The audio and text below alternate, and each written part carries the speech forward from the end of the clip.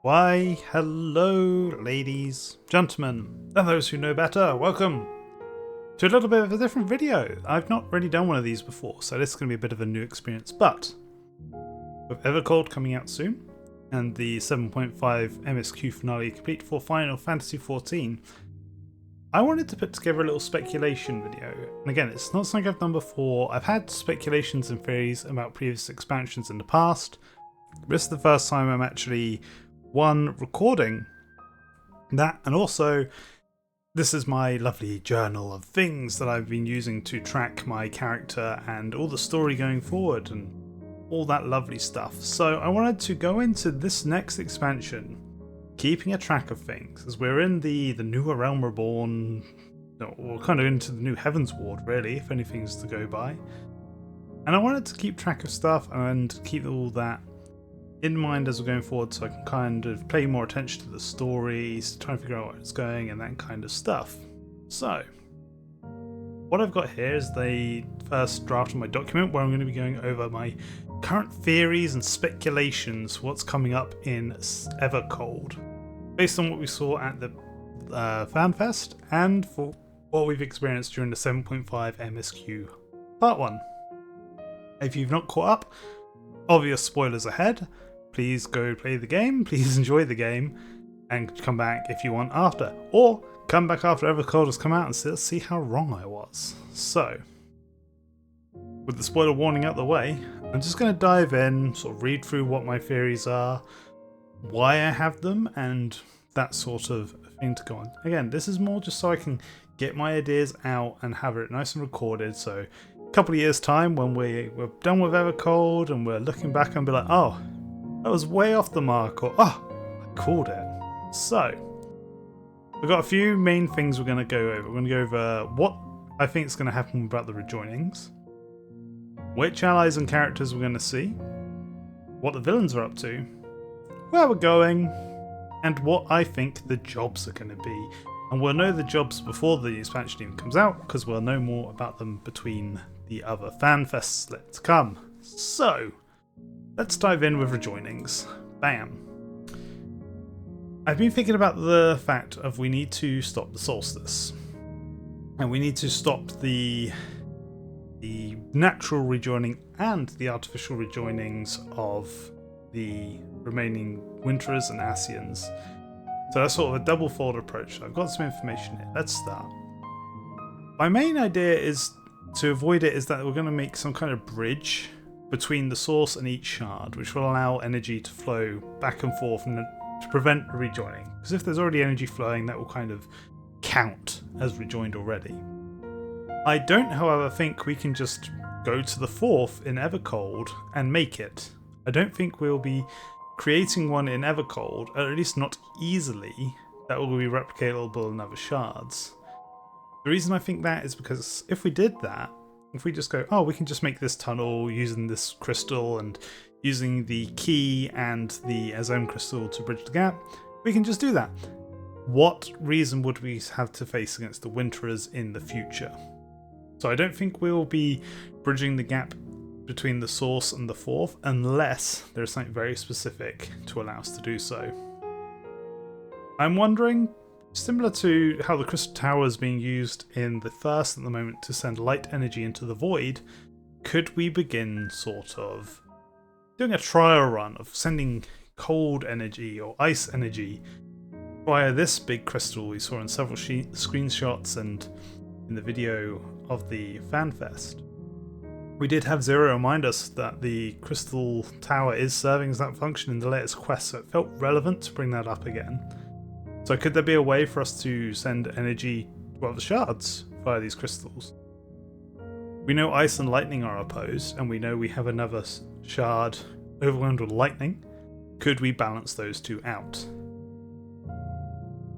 In addition, yep, that's what I was saying about we can't just make, if we do bridge the fourth, we can't have it be easily replicable on other shards. If we do have to use the link between ice and lightning on the 9th and the 4th, that won't be easily replicatable on the other few shards we have left to do.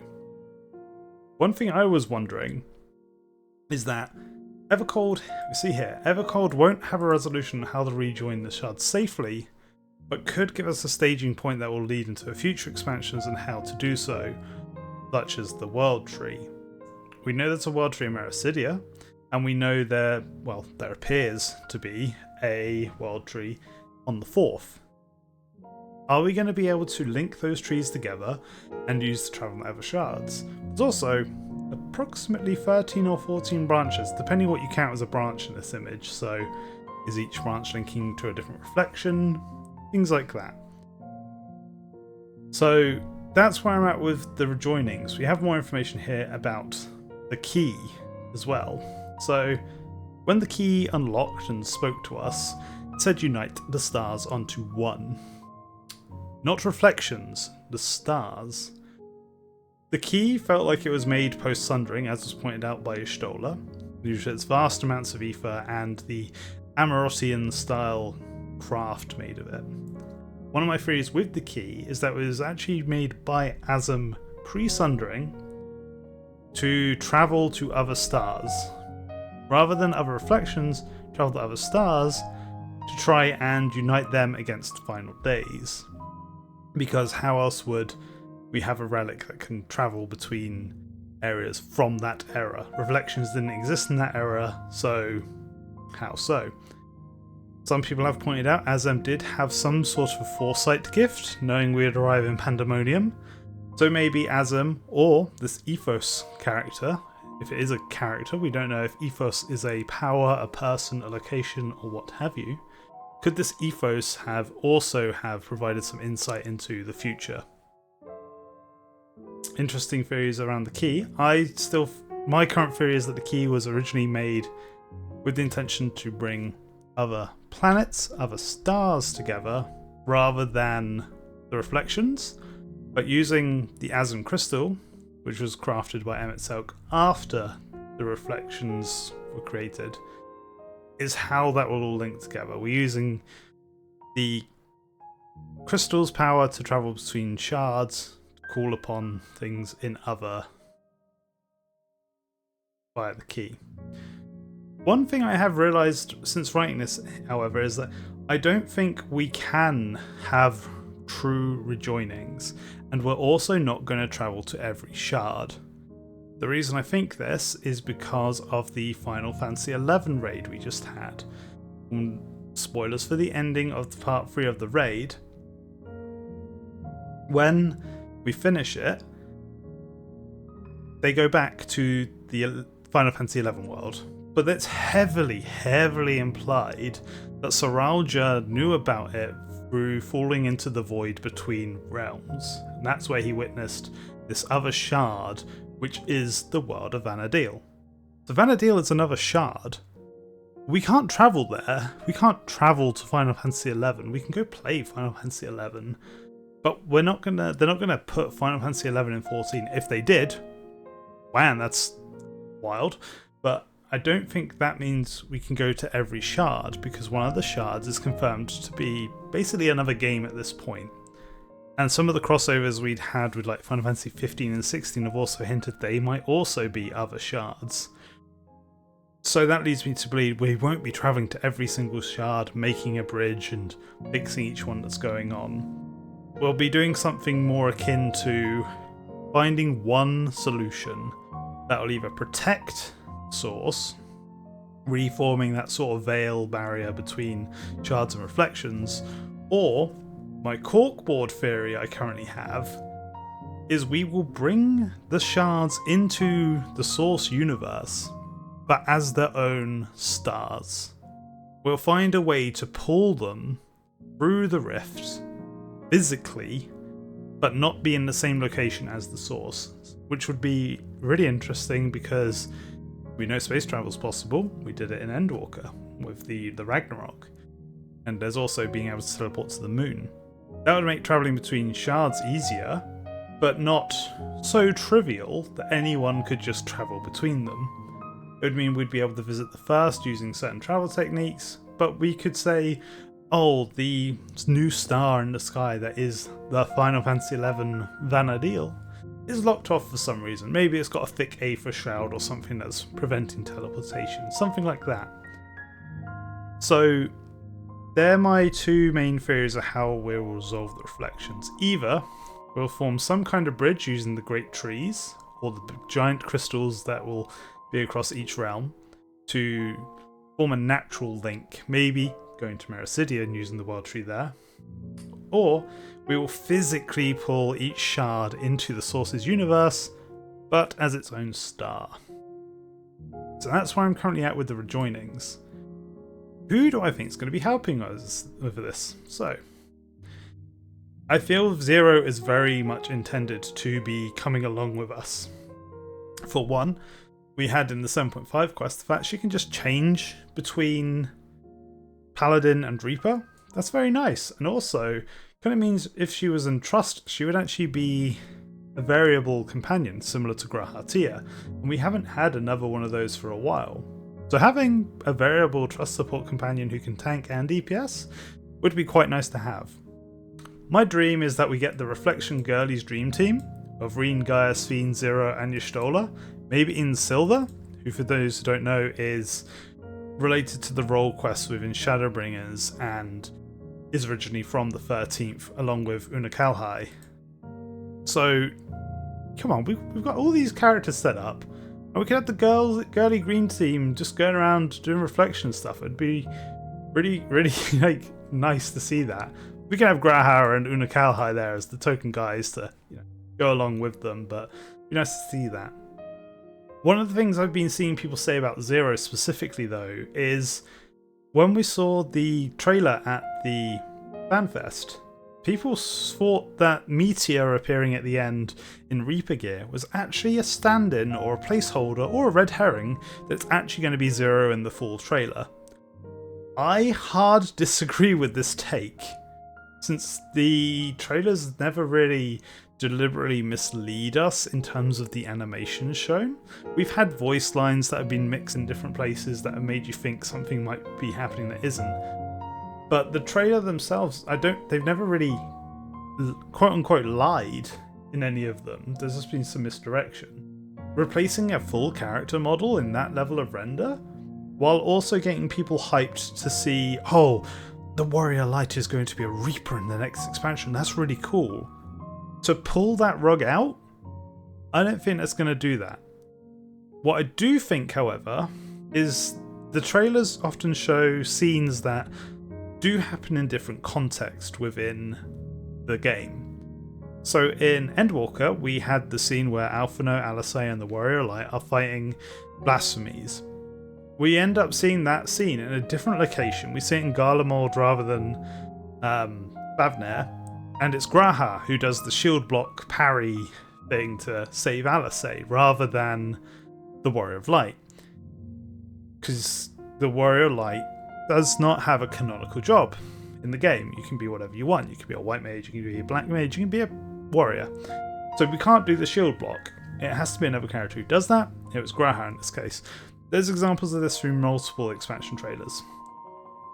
So, what I think is, like, while I don't think they're going to pull the trailer back and say, oh, it was Zero actually, I do think Zero will appear and do that within the storyline. That is what I expect to come from that. So, that's Zero covered. If she does join us, I'm expecting Golbez will remain on the 13th. I don't expect we'll get both of them. Golbez is quite a standout character and quite, I don't want to say two-dimensional, but he's not got as much to him as Zero. We're not as connected to him. It would make sense for him to remain behind on the 13th. With that said, talking about Zero, one theory I did come up with today after looking through some nice covers, thank you Husky by the Geek, the Clutium theme song is called Untested Voyager. That's really curious for a name to use for a dungeon when we are not an untested Voyager. We very much are a tested Voyager. We've been to the 3rd, we've been to the, not the 1st, we've first, the 13th, and the 9th now. We have definitely voyaged across other shards at this point. Referring to us as untested doesn't make sense. The other Scions who join us as well also been to quite a few of those shards, so I don't think it refers to any of them. That leaves 2 people in my mind. It means Malthus, the final boss we fight at the end of the dungeon, or Euless. I'm not sure which one. I'm sort of on the fence, because I feel Malthus is likely to appear again at some point when we go back to the 13th and the Void, due to the fact he showed up later at Zero's domain. Do I think he's an untested Voyager? He kind of is and isn't. I suppose that was him coming to the source, was him being tested as a Voyager and finding him failing and wanting. But will he appear in some other context? I would be interested to see if he did. I also think Euless is an interesting case. While I don't see directly him being super invested in coming and travelling across the shards with us, he's got his home in Garlemald, he's trying to restore efforts there. There's been a bit of hint about him and Zero having this budding friendship, maybe even romance, and how they miss each other and would likely see each other again. So could he join us? Which would also be quite nice, because it would get us to see a positive Garlean influence going forward. We obviously see him quite a lot whenever we go to Garlemald, and it's nice to see him. He's a happy-ish guy now, very friendly, very kind, we get on with him. But seeing him brought more into primary character spot could help with the Garleans a bit more and to another light. Beyond that, we know Estinian and Alphino will definitely be joining us based on the trailer. I expect most of the Scions will, based on what we've been hearing and how 7.5 ended us with us all together. I do have a crackpot theory a bit later we'll get into when we get to the job section on that, but we'll get to that in a bit. My only other thought on the characters is I've been doing some work on my Warrior Lights lore. See, my Warrior Light is a Zayla from the Azim Steppe. So my other tin hat theory, the 2 aura we see in the trailer, the 2 adult aura, not the child, are they related to Azim and Nama? We found that the Lalafell had ties to the Milala on the 9th. So I'm wondering, did a sort of reverse happen, where maybe the 4th is actually where the Zayla originate from, or the Aura in general, and those 2 could represent or be some sort of descendants themselves of Azim and Nama? Could they, or even maybe if they weren't, maybe Azim and Nama did whatever they did on the source, and then they travelled to the 4th to sort of perpetuate the Aura race there.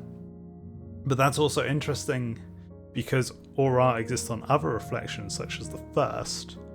So it's an interesting, trying to figure out why certain races do and don't exist has kind of been a bit muddied, because the Milala and Lalafell combination.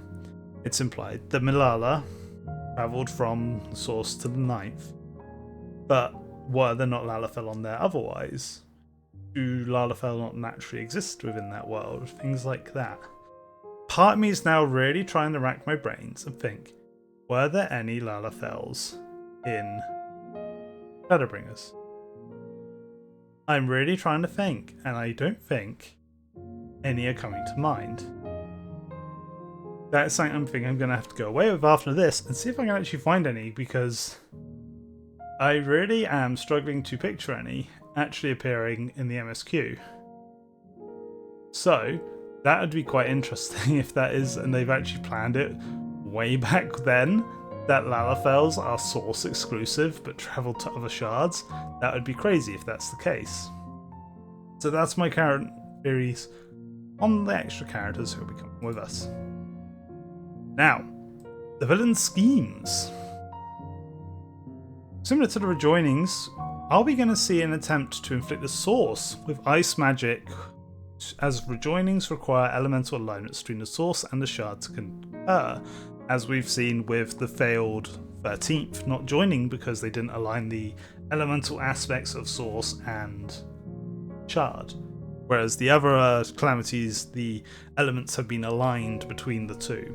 So if the Winterers want to cause sort of, I'm going to call true Ascian Star rejoinings, we're going to have to see some unbalance on the source as well as unbalance on the fourth. We've had no hint of that yet. So my other theory is, could they be trying to use other methods, similar to how Alexandria and Calix used interdimensional fusion? One of the things that they've been hinting at a lot recently is non-living materials and objects can pass through rifts. We know that from Calix's memory, we know that from how void sense travel between the souls, we know that from the Warriors of Darkness travelling as basically souls between them. So, if that's the case, these arcane giants stand out to me. If they're non-living material, could they pass through a rift? And what is this in their chest? So I'm wondering, is that shape in that chest some sort of container, some sort of magical seed, more based on this shape than the one in here? And could the attempt on the fourth be to create fissures large enough to cross between the fourth and the source? We see that the arcane giants are semi-translucent, it's actually even made out of ice or an incorporeal material like a spirit.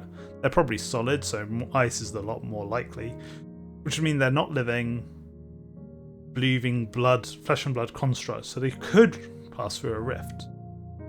We know that the Winter's aim is to rejoin the shards, regardless of what that means for the shard itself. But they want to preserve the life of their people still, as we saw with Calix wanting to preserve the Endless. He didn't just want everyone in Alexandria to die. He's willing to sacrifice a lot of them, but he wasn't just willing to, I'll make myself immortal and screw the rest. He actually did seem to care about his own twisted morality. So I'm wondering if the other Winterers are doing similar. Have they formed? Are they responsible for these giants? Are they trapping souls in those crystals? Another theory on those crystal-like seed shapes in their chest, though, they had different colours on the woven full trailer. Could they actually be the cause of the cold rather than a direct link to it? Like they came first rather than the cold came first, they came after. Because each seed has a different colour. Could it be that that colour represents an element that has been trapped within them, sort of absorbing the earth, the lightning, the water, aether from the air into them, and sort of holding it in?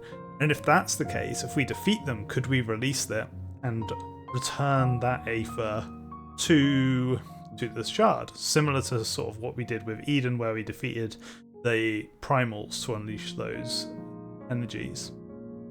So that's where I'm at with these giants and my concept of, I don't think they're going to do a Ascian Star rejoining unless we see them on the source also trying to inflict, a cold aether type event. I think they're going to try and use something similar with rifts, because they've been mentioned quite a lot recently, and sending stuff between the two shards, well, the source and the shard. One of the interesting things I found, though, is that Hammer makes a big deal over the fact of ambition. It gets mentioned a few times in our conversation with her and with Calix, in comparing us to Xenos, directly with the scythe. The last thing she says is, like the pariah and wanderer who satisfied his own when he brought the star to the brink of ruin to face you. So she's implying there that we will bring the star to the brink of ruin because we want to save other people. We're causing the same effect. Our cause may be more noble than Xenos's, but we're causing the same effect. One of the very brief and interesting theories I did have, which I've debunked now though, was like, wait, how did she get the scythe? Did she go to Ultima Fool? What does that mean? Then I realised the scythe fades away at the end of the cutscene. It implies it's either a replica or an illusion. It's not the real scythe. She probably didn't go to Ultima Fool and get it herself. So I'm going to roll that one out. Despite the fact that could have been a real interesting feeling if she had gone to Ultima Fool. At this stage, I think we don't know enough about the other Winterers. I think we need to learn more about what they are about and what their methods are going to be compared to Calyx, and why he dislikes theirs compared to his. Once we know more on that, we'll hopefully be able to learn more about what we expect the rest of them to be like. So, what locations do I think we're going to? We've got a few here. We're told during the FanFest we're going to the 4th, as we've been talking about, but I'm wondering if the entire expansion will be there, similar to how Shadowbringers had the entire expansion in the 1st. The way it's been marketed and these zones we've seen, I expect it will be entirely on the 1st, with extra non-MSQ stuff like side raids, trials, perhaps taking part back on the source to bring us back. And obviously some quests will take us back to the source. Shadowbringers had some quests that took us back to the source and stuff like that. We are not going to be exclusively on the 1st, but I do think at least 5 of the 6 zones are going to be on the 4th. I think we are going to get a similar style to Shadowbringers, where we're going to be in one set location. One of that things is that there is the trailer. It did state no choice but to flee to the skies. Keynote art also showed a lot of skyships and what appeared to be buildings that or landscapes that did not go to the horizon. So I'm expecting the sky sort of continents rather than islands that are going to take at least a couple of most of the zones, and at least 1, maybe 2 on the actual surface where we'll actually see the cold, maybe zones 5 and 6. So that's where I think the majority of MSQs is going to be taken.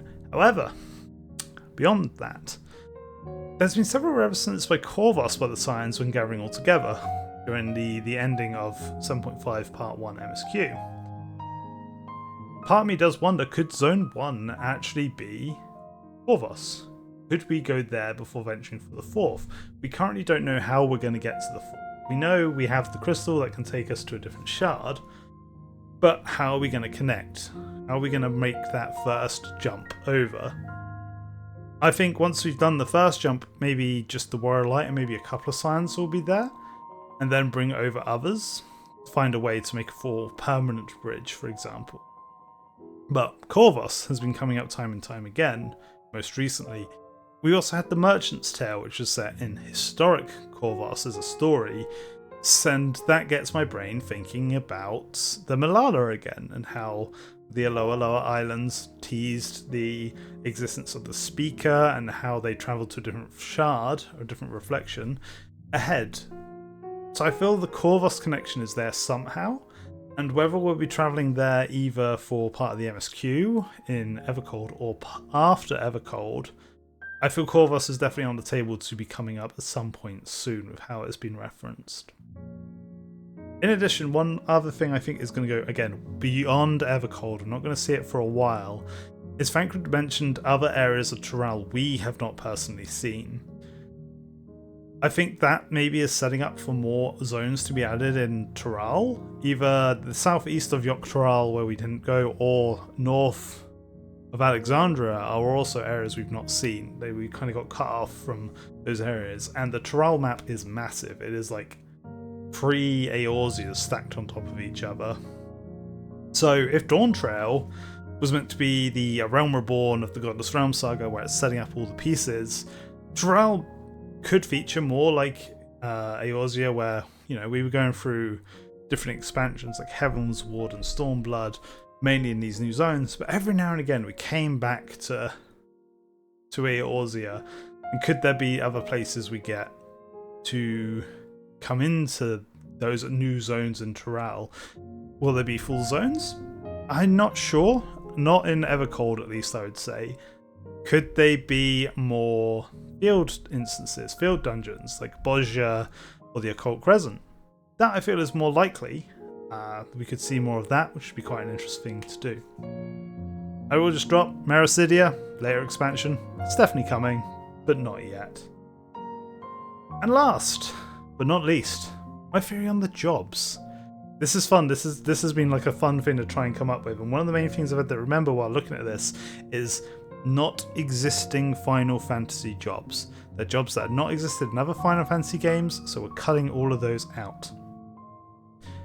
what's been common with other job expansions is at least one of the new jobs is tied to a location we're visiting within an expansion. Not always, but sometimes. Samurai, for example, when we went to Kugane. It's completely got Reaper. Reaper was one of the Reaper and Sage. We had, obviously, Xenos was Reaper, and Sage was tied to Charlian. Things like that sort of linked together. Viper with Toral as well. So I expect one of the jobs will probably be linked to the theme of the 4th, which you've seen is heavily Nordic. So I've got one idea that could work for the tank, and one idea that could work for the physical ranged. Spear and Shield. Spear Maiden, like a Shield Maiden style tank class. This would fit where they are making Paladin the second... Well, Paladin and this job the main tanks. And having a shield does make you seem more defensive and tanky in my mind. We don't have a current one-handed spear user. We've also seen with Halone's boss fight in Mist of the Realm, that's something they could do, and a way we could learn that ability on the source, because all jobs now are learned on the source and don't require you to go to the particular expansion to learn them. So that's my idea for tank. I think that would be quite nice. Spear and shield is weirdly underrepresented in a lot of games, considering it's one of the most common fighting styles when we were using melee weapons more for combat and war and stuff. It's like one of the most common weapon combinations, but it's rarely seen because swords are cooler, which I do agree with, but it'd be cool to see. My physical range guess, if we're tying it to Norse themed, is going back to axe throwing. Very Norse, very Viking, and it's more like a strength-based throw compared to Dancer. We don't really know what that could tie into, but what could be interesting if we are going with that more Nordic route is doing runes on your axes and throwing runes and doing elemental things. So just throwing axes isn't going to do too much, so you need to add something else in there to give it that class identity and give it something unique to it. I think having a rune-based system would do it. If anyone's ever played the Giant Barbarian from D&D 5th edition, just like that. So, moving on. The dual shield / gun shield, weapon shield job that seemed to be a common assumption based on the shirt UHP was wearing with Ratatlin, or whatever his name is, that feels quite on the nose. That feels too obvious compared to his previous one. It's a bit weird to, if it was that direct. But it might be. Not too much to theorise if that is the case. One of the theories I did have off that shirt, though, is that when we fight Ratatlin, he binds us in chains and uses, flame attacks. I'm wondering, some kind of whip-style weapon, like chains and perhaps Magitech to strike enemies like that. Sort of like an elongating weapon rather than a shooting weapon. I don't think that's as likely as the Axra. Axra I think is more likely to me, but there you go. I'm going to say, sadly, I don't think Blitzball will be the rain job. It's a bit too memed on at this point, and the unique class identity thing that we've mentioned, it wouldn't be purely unique because of Waka in Final Fantasy X. So I'm sorry. No Blitzball. Now, my super stretch of a meme prediction, which I'm really happy with. And also going back to what I was saying earlier about which scions are coming with us. UHB's shirt said, "Guess who's back?" And it had a Rogadon on it. And Hoary Boulder is back at the end of 7.5. Everyone loves Hoary Boulder. Should we be referring to him? And the B team scions are actually coming with us. Is Hoary Boulder going to come with us as the new tank class? And is it going to be a reference to the Boulder from the hit cartoon Avatar: The Last Airbender? A melee-focused, wrestling, heavy, tanky job that uses earth magic to sort of bolster you with earthen armor and strike your enemies with strong, rocky fists. I don't think that's going to be the case. If I am right with that, I will be shocked. But that is my current... Just throw that one out there, just in case it happens. Just in case. It's Hoary Boulder, the real MVP of the Scions, coming in at the end to give us the new tank class. And with that, we've reached the end of my speculations based on what everything we currently know. How much of this is going to go out the window when we get part 2 of the MSQ, I'm not sure. I do think some of it is pretty clear, like Zero is going to feature more, things like that. We do need to find out what these ice giants are. Those crystals have to be something after all. And figure out more about what the other Winterers are up to. So, if you have any theories or thoughts, please leave them down below. I'd love to have a discussion about this if you want to.